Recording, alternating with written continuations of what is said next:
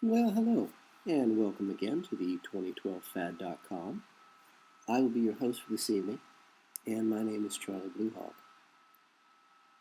Last night we talked about free will versus the hand of God, and how a fair number of people actually believe that they are righteous and holy, whether they're Muslim or Christian or Jew or Buddhist.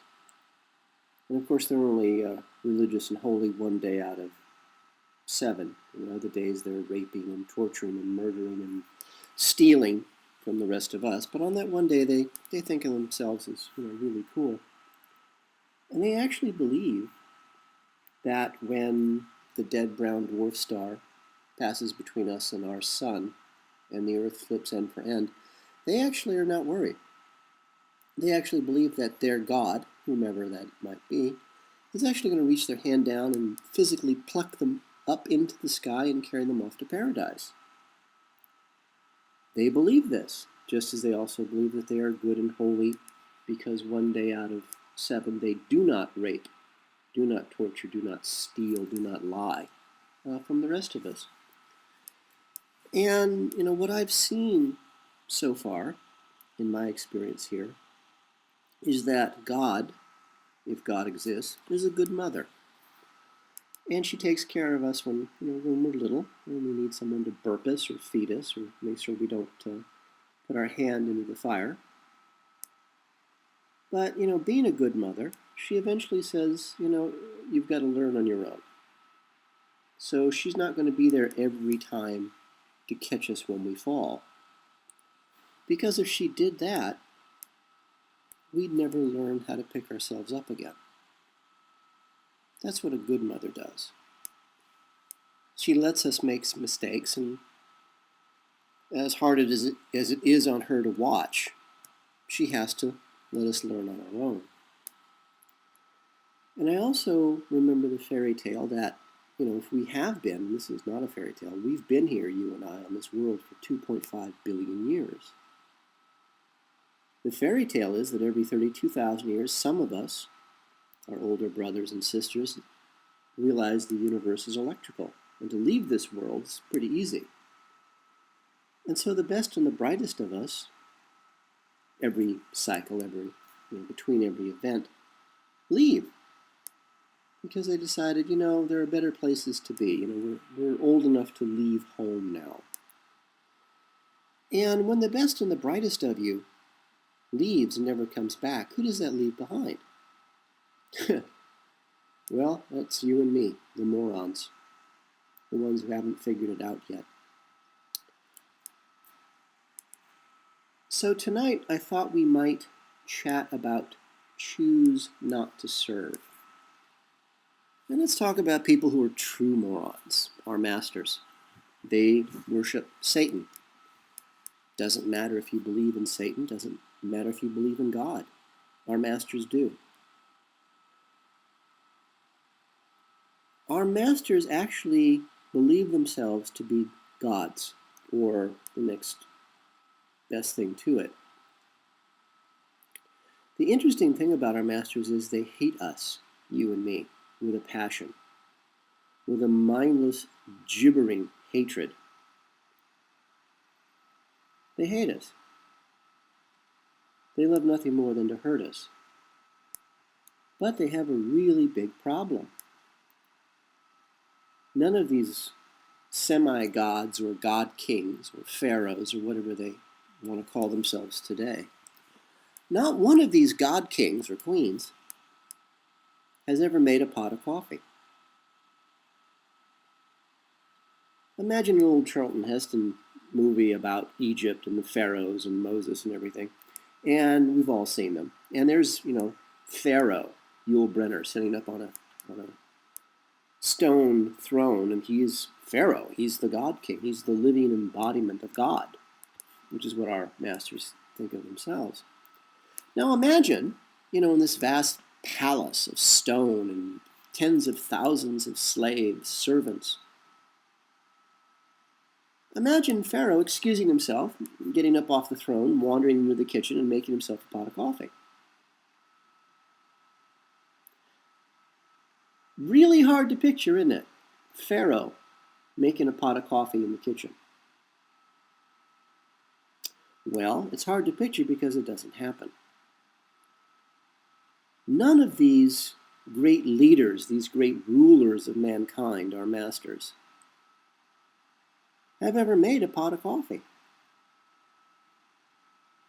Not one of them has driven a car in decades.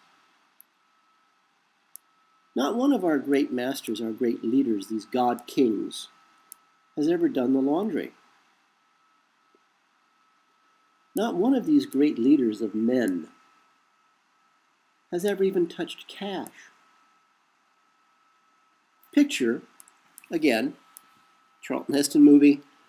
There's Charlton Heston being Moses or whomever, and he's talking to Pharaoh. And imagine Pharaoh up there on his throne, handling money, getting in the car, the chariot, driving himself to Target, and looking for a bargain on underwear. Picture that for a second. You can't, because Pharaoh, the God King, he wouldn't drive himself to a Target.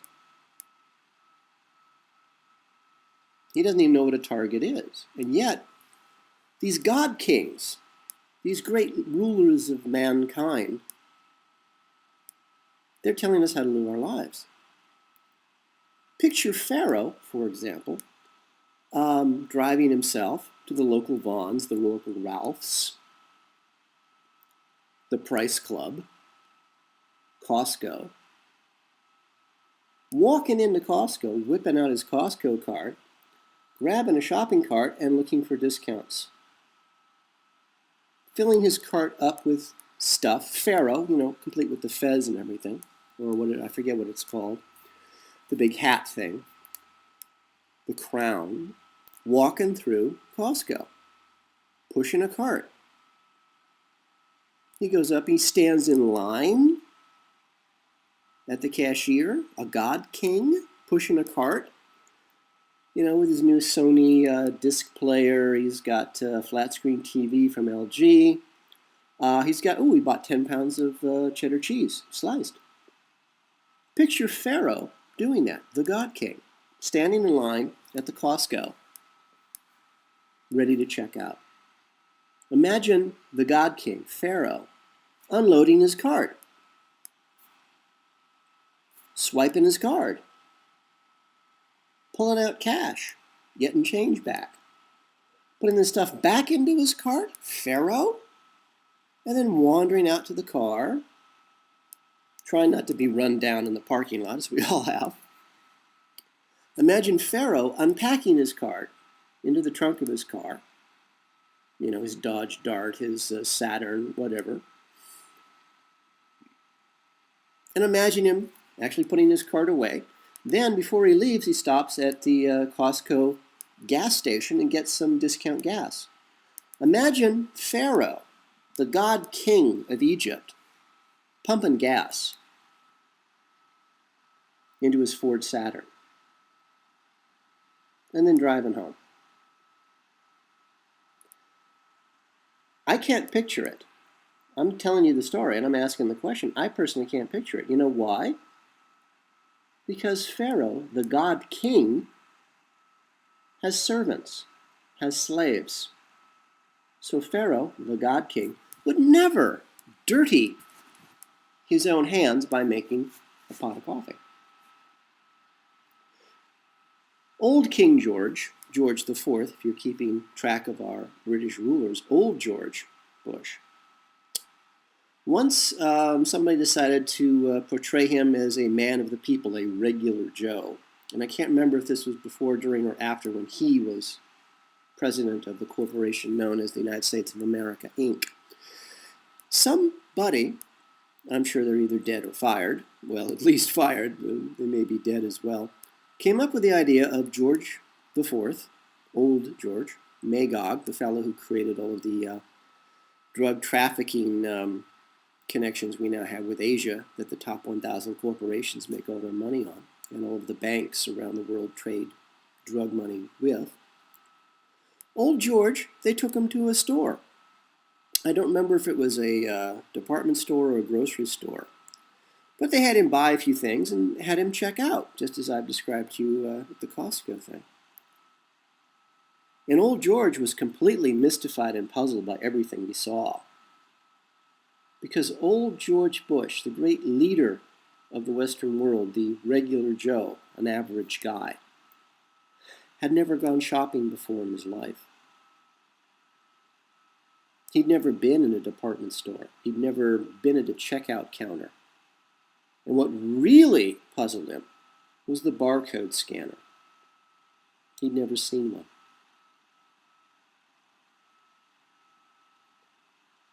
How is somebody who's never been in a department store, how are they qualified to tell us how to live our lives? If somebody who's never been without money after going to the ATM and realizing they forgot a deposit and they can't pay for anything, how are they qualified to tell us, you and me, how to live? This is what enrages our masters. Not only do they hate, despise, loathe us, but they need us. Because I guarantee Barack Obama, the current pharaoh, the current God King, the guy who's not even an American citizen, who's not even black, I guarantee you that Barack Obama, the guy from Kenya, does not get up in the morning at the White House and make himself a pot of coffee. Because he doesn't know how. He has servants who do that for him. Barack Obama has never done the laundry. He's never cooked a meal.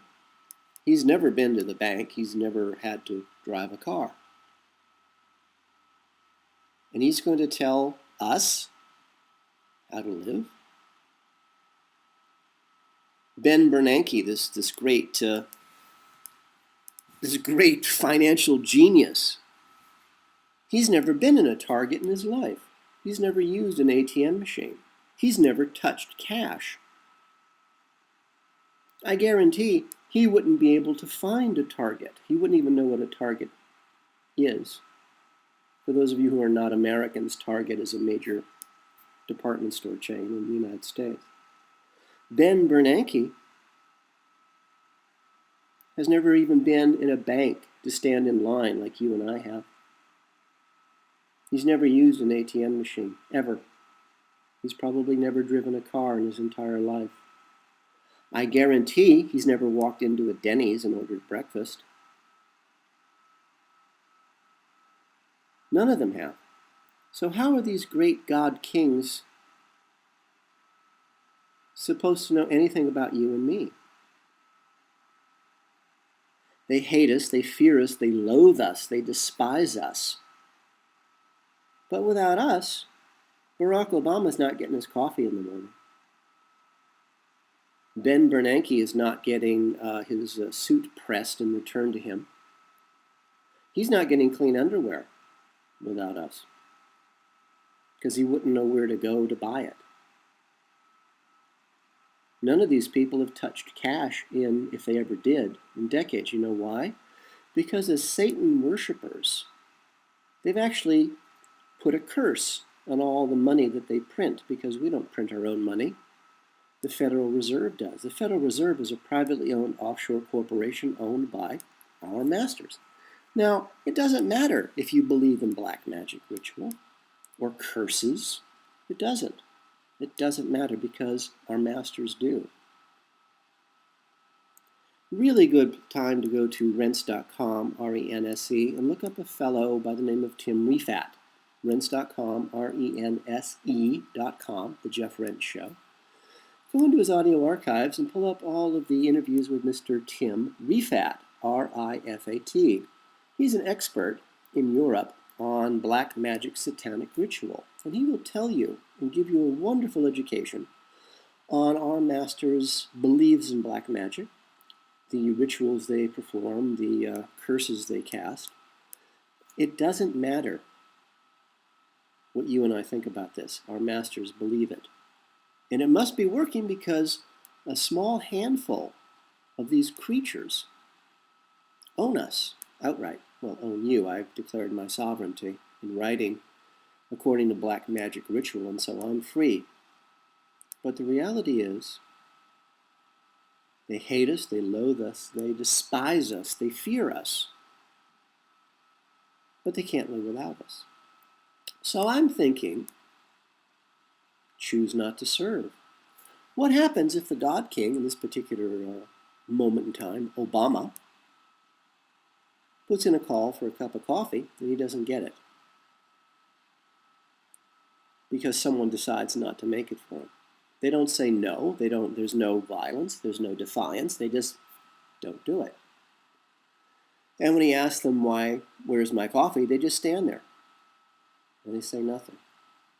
Let's go a step further. Let's say Obama decides to nuke Pakistan. He picks up the call, waits for the White House operator to pick up the line. Nobody does. There's no violence. There's no defiance. There's just doesn't do it. That means that Obama has to get out of bed with whatever gay hooker he's in bed with for the night, probably left over from little King George's collection of boys. Then he's walking around in his PJs, walking around the White House looking for someone who will get him a phone connection to the Pentagon so he can order them to nuke Pakistan. Can't find anybody. He asks somebody a question.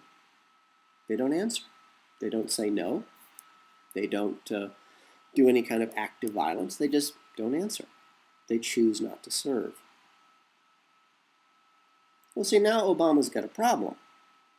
Because if he can't get anybody to get on the phone for him to call the Pentagon so he could order the generals there to nuke Pakistan, how's he going to do it? Because he doesn't know how to use the phone. And if he did, he doesn't know the number.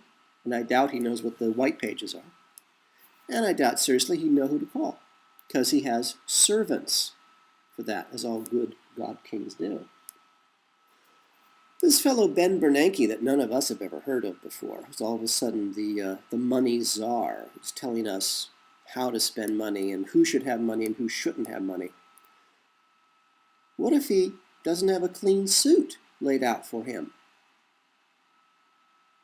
He's got a problem because he doesn't know how to use the laundry machine. He doesn't know where the laundry machine is. He'll have to go to his meeting in a dirty suit. What a shame. Choose not to serve. What are they going to do? See, without us, they don't exist. Without us to do their bidding, the God Kings, our masters, Pharaoh, is kind of stuck. Without us, they can't go anywhere. They can't do anything. They can't even make a cup of coffee. What would they do if we, you and I, choose not to serve? No violence, no defiance, simply silence. How would they live? Who would feed them? Do you think Barack Obama, when he got hungry at the end of the day, would walk to the nearest McDonald's for a burger and fries and a Coke? How would he pay for it? He hasn't touched money in his whole life. How would he find it? Would he even know what a McDonald's was? The bottom line is, without us doing their bidding, the God Kings, our masters, would starve to death in their own rooms because they don't know how to do anything except be God Kings. Sort of makes you wonder, why are we listening to people who hate us, who loathe us, who despise us, who fear us, and only want to hurt us? The only way they can hurt us is if we let them. Why are we letting them hurt us? I think we should leave them alone. I think we should leave them alone with each other. I think we should leave them alone to die.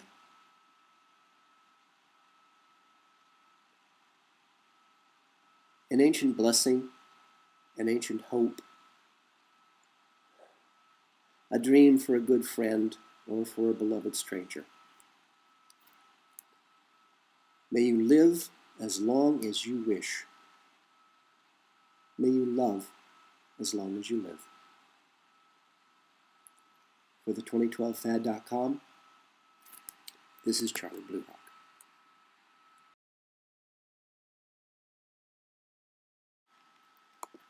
The 2012 Fad is brought to you by Coffee and Blood, Love Letters Between the Dead, a series of 5 erotica horror novels about a fallen angel finding his way back to regain his own soul, and how the CIA war against the human race, their black magic, captures and traps him in the body of a mind-controlled slave designed to hunt down and to kill their god, their Satan.